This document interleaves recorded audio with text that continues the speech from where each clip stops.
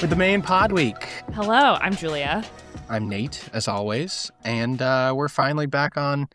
Well, I was going to say we're back on the mics, but I guess you're really on the mic, and I'm on my phone microphone because I lost the important tech. But it's fine. We're back, and that's the important part, right? It's not like we have any important sponsors or anything listening to this episode. Yet. If you'd like to be a sponsor, please get in touch at hello@themainplayweek.com. Thank you very much. Absolutely. Please do that. Julia and I have been seeing a lot of each other this week. Yeah. Well, I would say twice in a week is a high hit. I mean, that's a high. Us.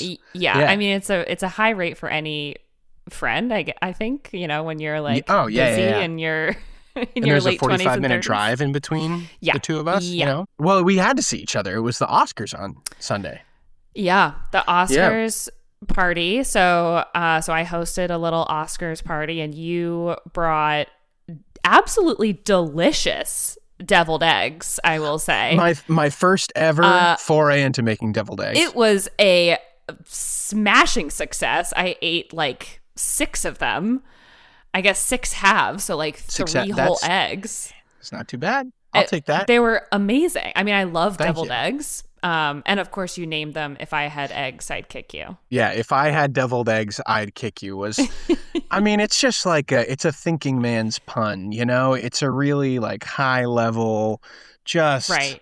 No, it was Not the stupidest thing I could think that. of. It was the stupidest pun that I could come up with for food to bring. It was making me think, actually, of, I think it was our very first Pod Week episode that we put out now about a year ago, talking about the Oscars, right? I just did a little digging, and I found the list of pun foods that you came up with last year. Oh, my gosh. So up last year, we had Pope corn for Conclave. Oh, Conclave. Yeah. A couple drinks. The Brut list, and that was Brut champagne. Amazing. I'm Still Beer, a real pan au chocolat, That's and a the good one. Fruitalist. Yeah, I mean, you were firing on all cylinders with these. I really was. And this year, I really had trouble actually, like, kind of figuring out. They were hard this year. I feel like they were hard this year, and like I don't really know why. Like there's like Marty's Supreme Pizza, like Supreme. I was thinking pizza, about that one, but like. I don't know. Like, it's not as good as Pope corn. No, I know. Pope corn is brilliant. You should trademark that. So, yeah, I guess that was about a year ago. So we've done, 52 episodes, I think, is what we're at. One for every week of the past year. I think. We haven't. We're pretty consistent. We haven't missed anything, really. I think we're pretty good, to be honest. I think we're honestly pretty good. But I was just feeling a little nostalgic about that. I was like, dang, we sat down and we were using one microphone back then as well. Wow, we really are full circle with it. No, we've made strides, I think. We have a publishing schedule, which is exciting now. We're going to move forward and try to get some more regular. I mean, I know we say that every time, but we put dates on the calendar this time. Yeah, that's the thing. If it's not on the calendar, it doesn't exist. So, it's fake. Yeah, exactly. And that also, it's nice to have these like cyclical kind of like every year we talk about the Oscars, we are a platform that talks about movies, and like you kind of have to talk about the Oscars a little bit. You got to. And so it's just fun having like, movie fans kind of all together and all kind of like geeking out. I know your partner was like, I don't know what's happening. Like Eric was so when we left, first of all, you guys have a lovely large TV, which I was a big fan of. But when we left, he was like, that's the most TV I've watched in one sitting in the past like 10 years. He doesn't have a TV. And so like it was very, there's a lot going on. There was some crazy stuff, and he was just a little fried from it. And he's also, I don't know, I dragged him to see One Battle After Another, which he adamantly does not. What did he say to us at the very end? He said, it was so funny, no spite, but he was like, can you guys tell me why this was a good movie? in the most like innocent way possible. Very matter of factly. Yeah. Very matter of fact. And I was just like, Eric, if you don't see it now, it's not for you. And that's okay. Right. Yeah. And that's it's okay. Fine. And you're wrong, but that's okay. Yeah. Yeah. Did you see Conan's opening to the Oscars? Because we were a couple minutes late. No, actually, I have not. Was it good? Did you watch it after the fact? I watched it the next day. It's awesome. It's fucking hilarious. I love Conan. Conan is dressed up as Aunt Gladys from Weapons. Excellent. And he is getting chased by the kids through scenes of all the other movies. Oh, great. It was very fun. It was really fun. And then it ends with him like getting chased by the kids out onto the stage at the Oscars. That's great. That's funny. I wish that there were more bits like that. I would have wanted like 10 times more Conan. Yeah. I could watch that man do anything. I don't know, read the paper. Yeah. Yeah. That's great. Speaking of getting to things late, I rewatched Sinners the other night for the first time since last spring, last April, I think is when I saw it. And I think I talked about this on the pod last year as well. I was late getting into Sinners, a few minutes late. And so I missed the beginning, like 3-4 minutes of Sinners.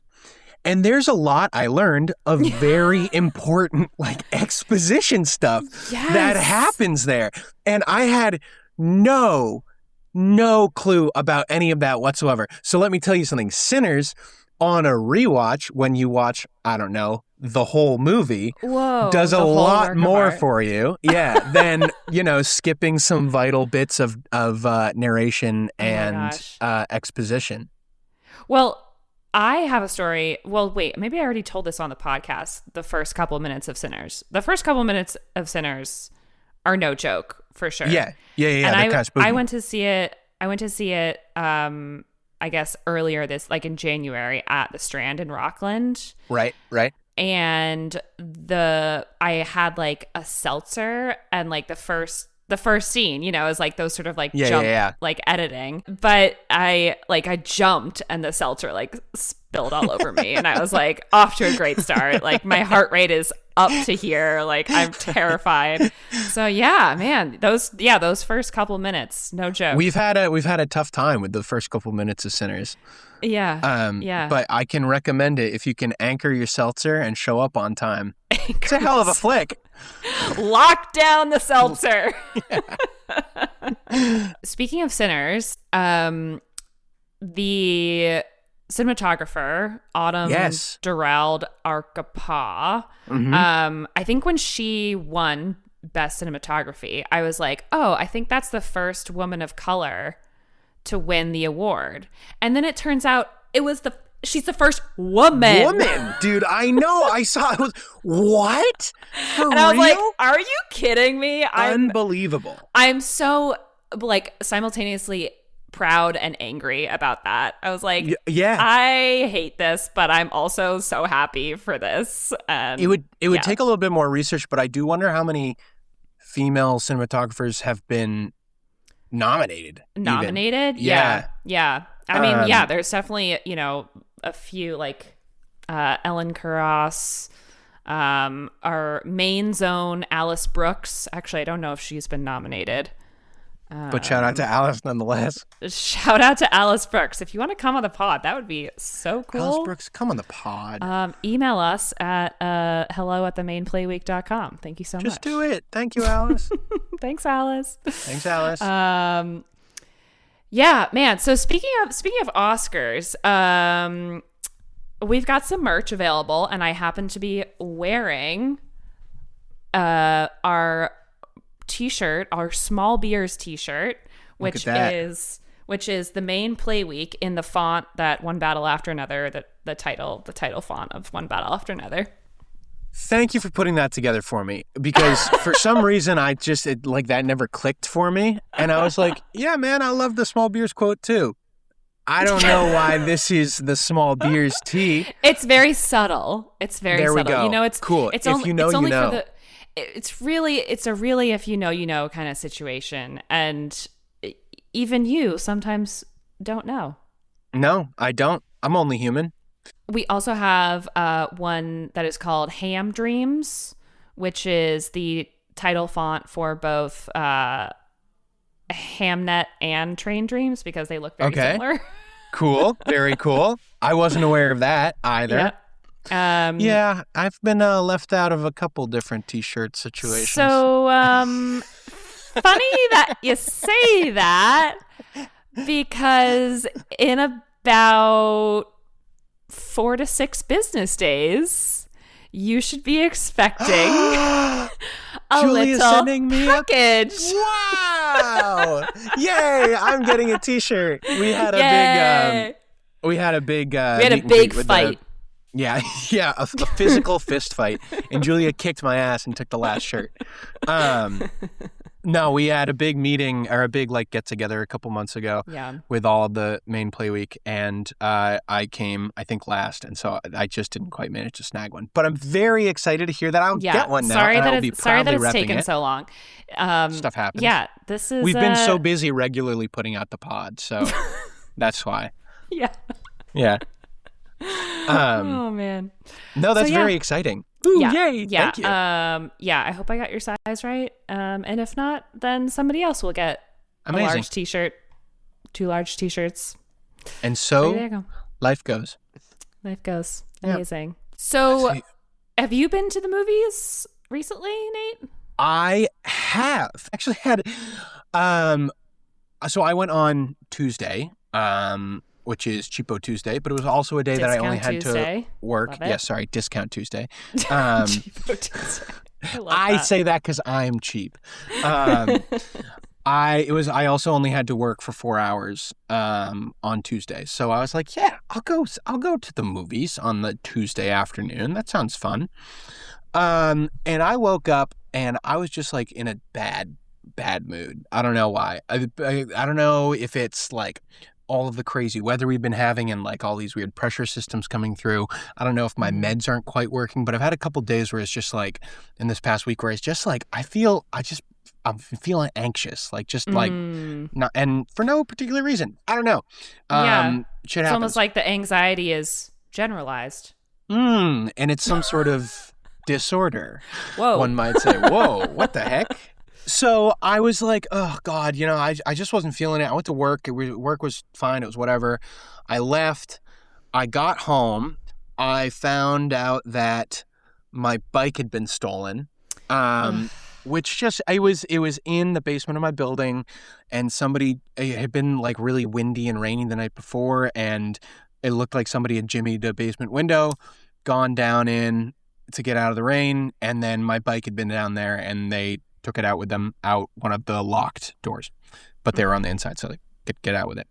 And that was a pisser. That was, that's just like a real kick in the stomach. Like, what are you going to do about it? It's gone. And, generally when bikes get stolen, they get a pretty quick paint job, and then they're that much harder to track down. So I was like, I guess I'm just going to go to the movies. And I was trying to decide between Pillion, which I had heard described as a dom-com, and Nirvana, the band, the show, the movie, which is a com, I guess. So I went and I was like, I don't know if I want to see Pillion on an afternoon. So I went in, and a friend of mine was working behind the counter. And I said, one for Nirvana, I think. And he said, great. Both shows were starting at the same time. So I was like, I'm just going to make a game time decision and see what happens. And I said, I think I'm going to go for Nirvana. And he was like, great, awesome movie, really fun. And I said, cool, that's what I've heard. I was trying to decide about Pillion. I was coming down between these two comedies. And he looked at me and he was like, it is not a comedy. And I was like, oh, and I can't remember exactly what he said, but he was like, it will not leave you feeling lighthearted. So I think I made the right decision there. And I was feeling, shitty. So I took a beer down with me. Nice. And I told my friend, I was like, I don't know, I'm trying to make myself feel better. My friggin' bike just got stolen. So I'm going to need a big ass popcorn to dull the pain on that one. And he was like, no, I totally got you. And then he just gave me a large popcorn, and he was like, that one's on me, man. Sorry, you're having a bad day. Oh. And that was so nice of him. I'm friendly with him. He's a friend of a friend, and I mostly see him like at the movie theater, and we chat a little bit. But like, yeah, it was just really nice, And so it felt. It's nice to go to a community theater and experience community. Yeah. He absolutely didn't have to. I'm not naming him just because I don't know what the Nickelodeon's policy is on giving away free popcorn. I don't want to get him in trouble. For sure. I have to imagine it's fine, but like, right. God forbid. I mean, but like it's so nice to like go up and like talk to a human and like share a detail about your day, about your shitty day. Yeah. And then like have that human be like, I see you, and I'm going to try to do what I can to make your day better. And it was really nice. It was like, really nice. You're not going to get that from like, your self-serve popcorn machines. Like, no. Call me old fashioned, but I want a human scooping my popcorn. Yeah. Yeah. I don't know. If you book ahead with if you book ahead on their website and just scan your phone, it prints out your tickets and you can waltz right in and not talk to anyone. And it's easy to do a lot. Sometimes I prefer it that way, but like I said, I didn't really know what I was going to go see. I just went down to make a game time decision, and things kind of all came together for me. And they were showing Nirvana in the biggest screen there, which I thought was super cool. And it was 4 p.m. on a Tuesday as well. Yeah. And there were probably a dozen people in there for Nirvana, the band, the show, the movie as well, which is like not, it's a pretty indie release, I think. Not a big cast or right. It's big Canadian. Yeah. Canadian. No, I just mean, it's like not like, I don't know, there's not a lot of it's not like a Marvel household movie. names. Yeah. Right, exactly. Right. Yeah.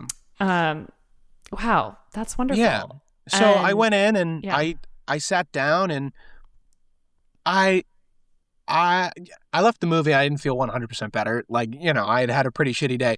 But something about sitting down in those seats, not to sound too much like Nicole Kidman, I was like, wow, the movies, we really do come here to experience magic. There was some like very, I don't know if pacifying is the right word or not, but some identifiable effect on the soul that I experienced while I was in there. I was like, for the like, fuck the bike, fuck whatever's happening in my brain and my brain chemistry.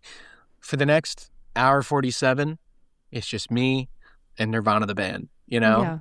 And you just like your emotions, you just like give your emotions to the story, and it's just like, take me along to wherever we're going. Like, Yep. Which I, as somebody who is like, I really like to control things, like control. And it's like, sometimes just like, no, just like, tell me what to think and feel. Like, bring me along with you. Yeah. There's like a surrender, I think, a little bit. And a trust, I think, too, that you kind of, that can go hand in hand with going to see a movie. If you are seeing the right movie with the right intentions, sometimes I go just to like fuck around and see something dumb, but I was like, I want to feel better. I want something to lighten. And so for, an hour 47, that's what I got. And it was great. The movie, Charlie had told me when we had that publishing meeting with the three of us, he had told me like, it's really fun. I didn't know much about it going into it. Try not to look too much up. And I didn't, and I had a hell of a time. If anyone listening is planning on seeing it, I'd recommend the same for them. And you don't have to know. You don't have to know anything about like anything, like Nirvana the band. No. There's no presence of Nirvana. It's not like a spin-off of anything. It's just like you can go into it absolutely cold, because like I don't know anything about Nirvana. Like I don't know. It's about and I don't know anything guys. about the web series that it's based on or whatever. Anyway, you don't have to know anything about that. So why am I even telling you? It's just two guys, and they're trying to get their band, which is called Nirvana the Band. They're trying to blow up, they're trying to get famous with their band.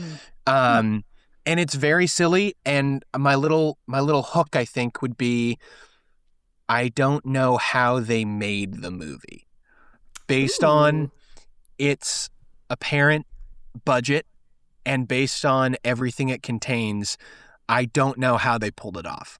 And that's pretty cool. Yeah, there was a bunch of stuff in it. I was like, how did these guys do this? Just some really cool filmmaking, and I don't know how they did it. So go see Nirvana, the band, the show, the movie, if you can, would be my recommendation. Yeah, I would like to see that one. Yeah, have you seen things lately? Well, that's the thing. I mean, you're talking about like, you had some free time on a Tuesday, and so you were able to just go to the movies. And like, I will be honest, I have not been to the movies in the last like month, which I think is like, I'm a person who works in this business and, created a side passion project where we talk about movies all the time. So like, totally, that is unusual for me. Like I'll usually, I will go to the movies, multiple times a month. And so it's just been, I've just been freaking busy, you know? Yeah. We were in Florida visiting Dan's grandmother. We were in Texas, celebrating my brother-in-law's wedding. And so it's just, and also like where I live now is like not as easy to get to a theater.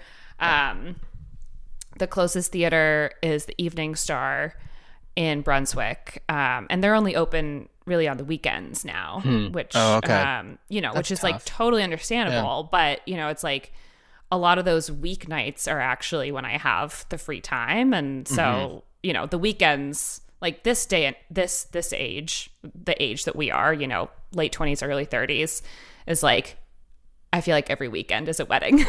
It's like something, and so. So I feel like lately my weekends are just like I can't do weekends. It's totally fair. Yeah. And I think too, like, I don't know, like you said, you work in the industry, and that can be a lovely, great thing. But like when if I'm involved in a play or involved in theater in town, as I sometimes am, and I try to be, like when I wrap a production and someone's like, hey, you want to come see my show? Frequently the answer is, fuck no, I don't want to go see your show. Like, no, I want to not be in a dark room for a little while, you know? Right. There was a show in town that had like, it was apparently very, very good. The tickets were hard to come by. It was over at Space Gallery. Love to support Space.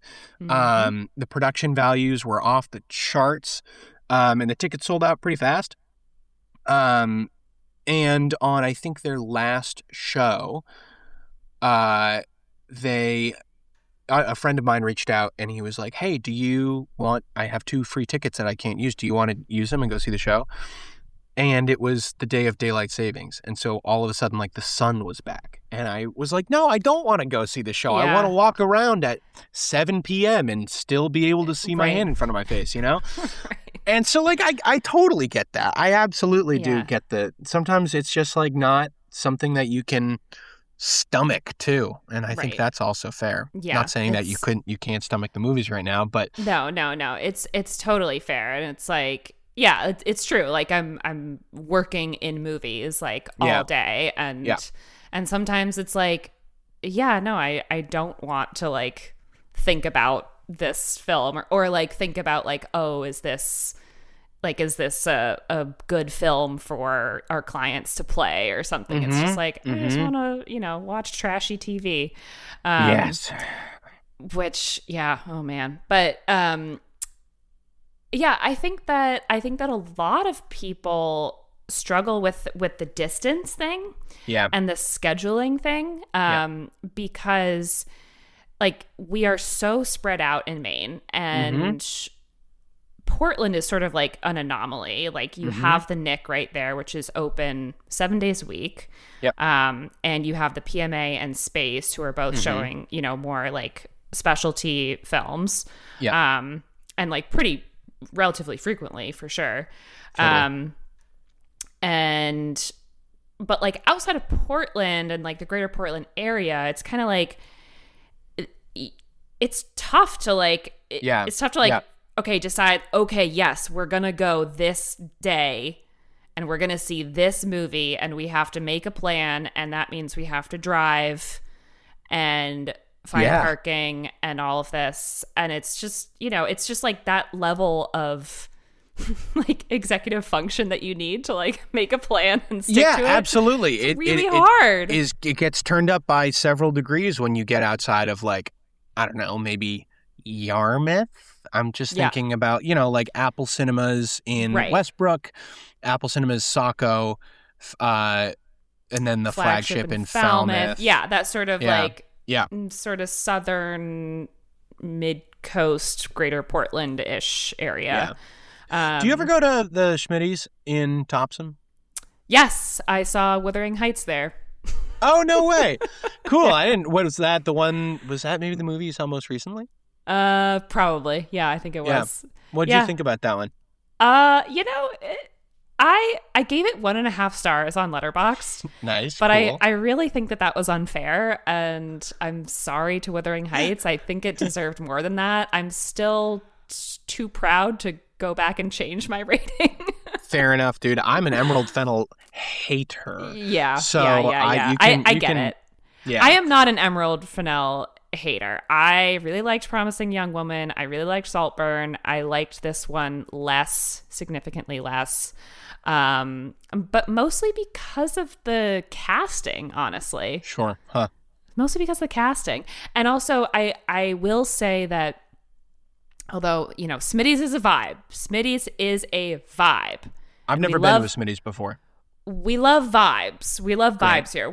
We're not about like, oh, every theater has to be like super premium everything. Like that's unrealistic and like doesn't really capture the spirit or the vibes of, certain theaters. And like distinct theaters have their own distinct vibes.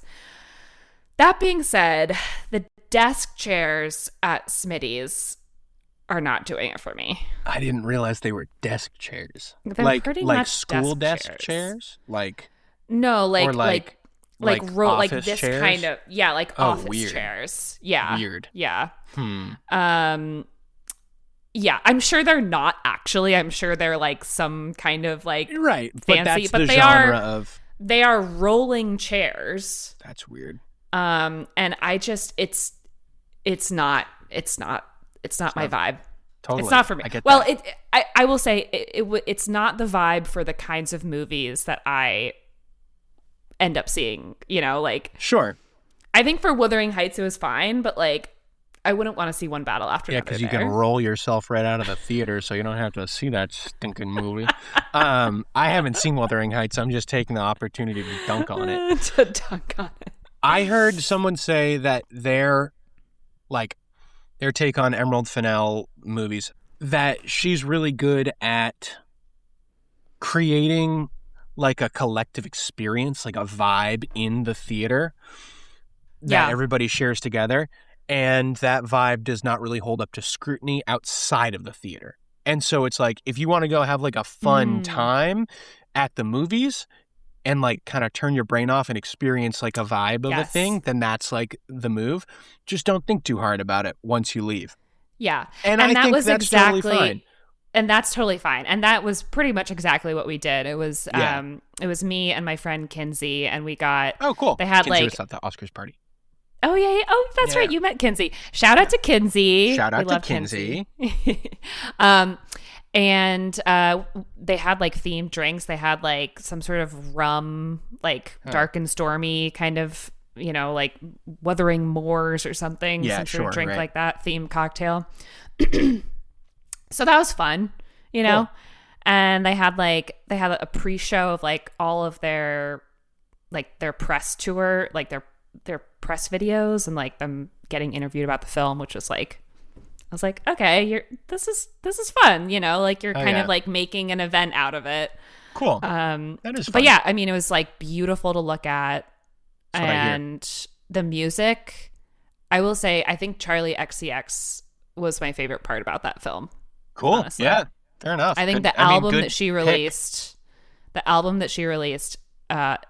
in conjunction with the film is way better than the film itself. Ha! No way. All right. Yeah. Cool. Yeah. What about looking ahead? Do you have anything coming up that you're amped for? Oh man, there's a few things. What's on the horizon? Definitely a few things. Okay, so yesterday I actually interviewed Canoe Diggit director Sam Dunning, who early Maine Podweekers might remember our interview from him last summer when he came to Moff and showed the film. Maine story, Maine set, Maine filmmaker, Maine everything. Yeah.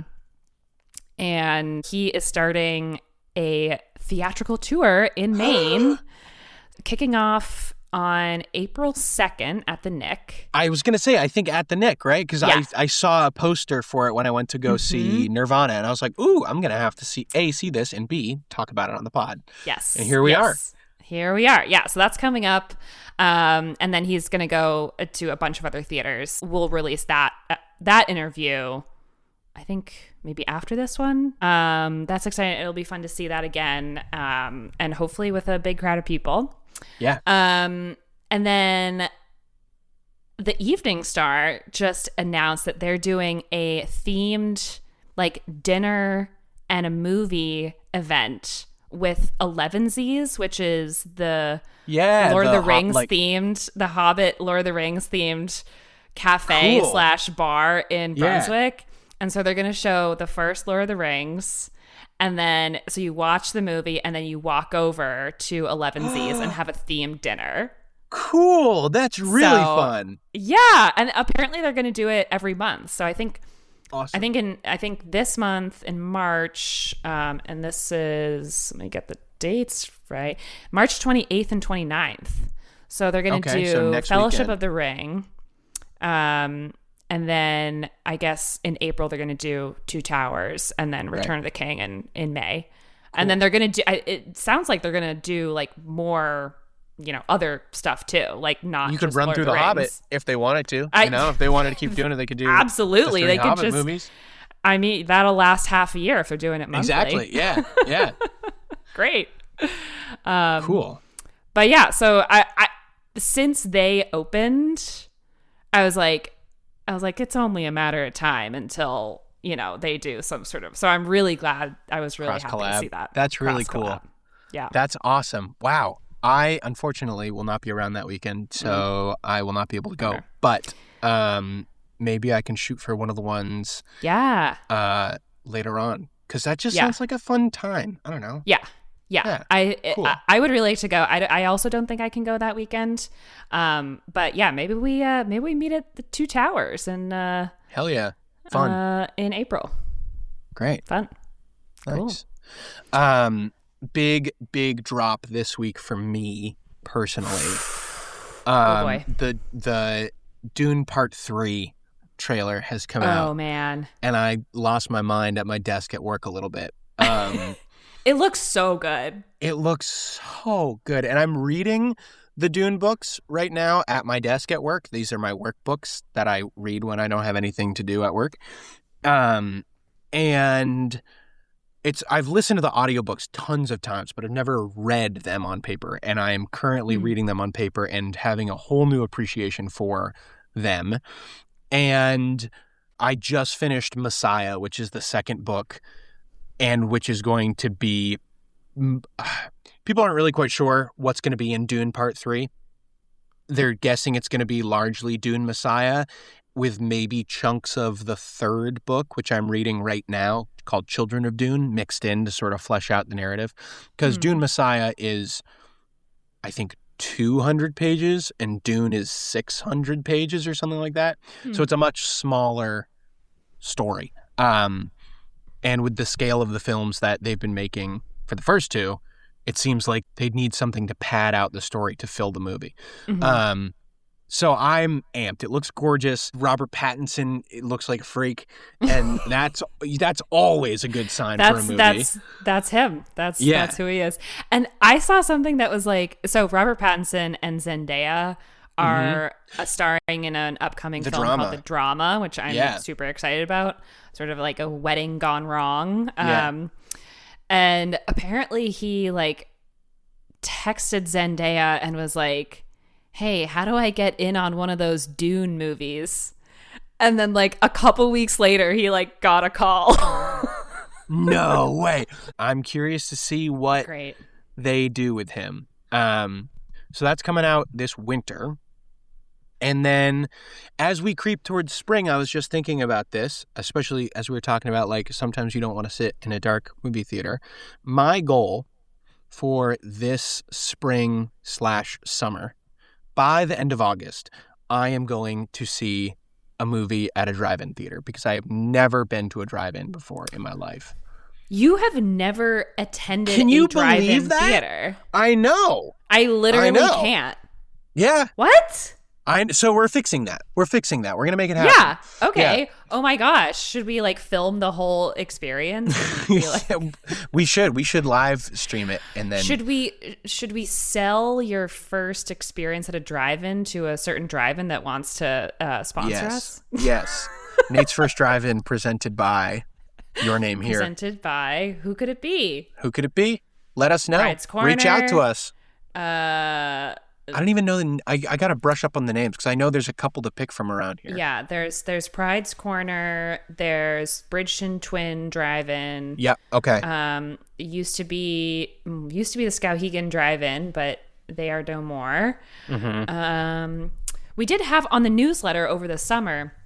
We had a whole section dedicated to drive-ins where we put in like, okay, it's drive-in season. Let's go to the drive-in. So yeah. I mean, going to the drive-in is like, it's like a whole nother entirely different experience, you know, I know, than like I'm so the excited. Conventional movie-going I can't experience. wait. So with get some blockbusters fun. coming out, maybe like the new Spider-Man or something like that. I'll see a Marvel movie at a drive-in. That sounds like fun. Yeah. And they just maybe put out a new like, trailer for the new Spider-Man too, so it's coming out. I was just thinking about Spider-Man. So a frustrating thing about Spider-Man, and this is sort of getting into the weeds, but because there's always a new Spider-Man film coming out, all of the previous Spider-Mans get taken out of circulation for theatrical booking. But if they want to show any kind of past Spider-Man, they can't mostly because there's always a new Spider-Man coming out, and so Sony is always like,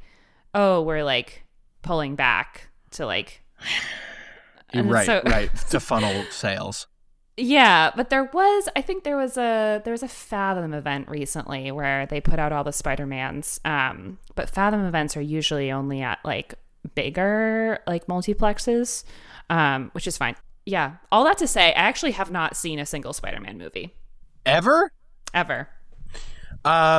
Genuinely, Spider-Man 2, the Sam Raimi second one, it rocks. It's really cool. Yeah. There's a lot of practical stuff in it. There we go. But there is a lot of stuff to look forward to coming up, including some more regularly scheduled audio content from us. Yeah. So stay tuned. There's going to be episodes where it's like this. It's us, your favorite dynamic duo. Friendly neighborhood duo.